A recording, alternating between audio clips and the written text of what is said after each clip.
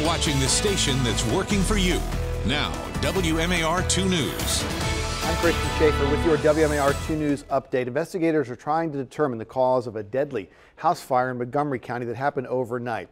2 people who were living at that home died. It was on Western Avenue, right on the line between Montgomery County and Washington, D.C. You can see those flames there around 1 o'clock this morning. A person who lives across the street saw those flames, reported the fire. It is the first deadly residential fire anywhere in Montgomery County this year.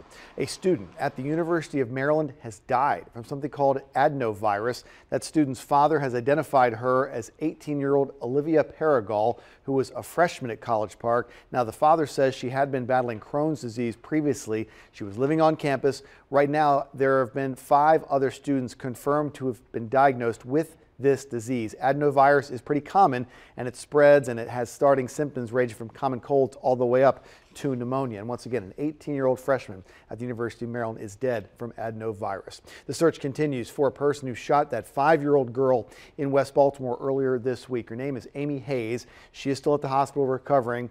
Her half-sister, 7-year-old Taylor Hayes, was shot and killed in West Baltimore earlier this year. There was a community walk there near the scene of that shooting, led by the Baltimore Police Department and Mayor Catherine Pugh, which at one point there was a heated exchange between the mayor and people in the neighborhood, giving her some pretty direct questions, asking what she is doing about the crisis of crime in the city. Some believe events like that crime walk, they call them just Band-Aids. This isn't helping. I'll just be quite frank with you. What we need is for the community to police the community. We need people that look like me and the citizens and residents of Baltimore City to come back to the line. Yeah, they'd like to see an arrest in that shooting, but right now city police have not made one. We'll continue to follow that story, bring you new information as we get it.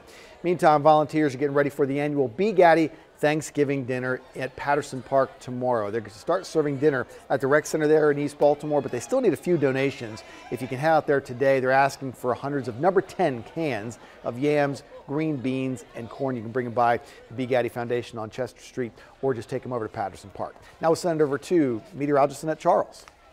Now from WMAR 2 News, Maryland's most accurate forecast.